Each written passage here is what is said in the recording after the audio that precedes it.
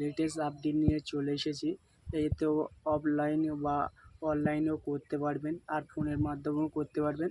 সব এই 5 মিনিটের ভিডিওতে সব বলে দেবো। আর হচ্ছে মুখ্যমন্ত্রী 13 তারিখ হচ্ছে 13 তারিখে ঘোষণা করে দিয়েছে মুখ্যমন্ত্রী। আর নতুন যে আপডেটটি হয়েছে মালদা এলাকা থেকে আমাদের মুখ্যমন্ত্রী 13/6/2026 এই নতুন আপডেটটি দিয়েছেন। যাদের মুখ্যমন্ত্রীর উপরে আশ্বাস দিয়েছিলেন যে 50 লক্ষ অন্নপূর্ণ ভাণ্ডারের টাকা ঢুকে যাবে, আর অনেকই টাকা ঢুকে গিয়েছে। ভোট পূর্বের সময় যে কথা বলা হয়েছে অনেকেই টাকা ঢোকা শুরু হয়ে গিয়েছে এই মুহূর্তে, আর সবাই পুরোপুরি ঢুকে যাবে। বাংলার যুব শক্তির যে ফর্ম ফিল আপটা হচ্ছে এই মাস থেকে বা আগের মাস থেকে সব শুরু হয়ে যাবে ফর্ম ফিল আপে।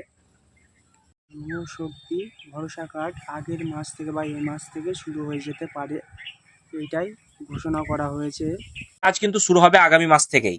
তার জন্য আমাদেরকে কিছু ডকুমেন্টেশন প্রয়োজন রয়েছে এই যুব শক্তি ভরসা কার্ডকে কেন্দ্র করে। তো আপনারা জানেন যে আমি ইতিমধ্যে আগের ভিডিওতে বলেছিলাম যে যারা যারা এখনো পর্যন্ত এমপ্লয়মেন্ট এক্সচেঞ্জে নাম লেখাননি বা এমপ্লয়মেন্ট এক্সচেঞ্জে আইডি এখনো গ্রহণ করতে পারেননি, তারা ইতিমধ্যেই এই যে ওয়েবসাইট রয়েছে এখান থেকে আপনারা অনলাইনে আবেদন করুন, এক্সচেঞ্জে যান, সেখানে ভেরিফিকেশন করে আইডিটা পাসওয়ার্ডটা আপনি জেনারেট করে রাখুন।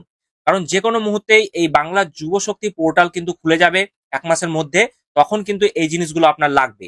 তো আপনাদেরকে বলে রাখি, যারা যারা যুব শক্তি প্রকল্পের টাকা পেয়েছেন 1,500 টাকা ডিবিটির মাধ্যমে, বা প্রথমটা হয়তো এনএফটি করেছিল, তারপর এটা ডিবিটির মাধ্যমে দেওয়া হয়েছিল, তো সেই ডিবিটি লিঙ্ক যুক্ত অ্যাকাউন্টেই কিন্তু টাকা ক্রেডিট হবে 3,000 টাকা।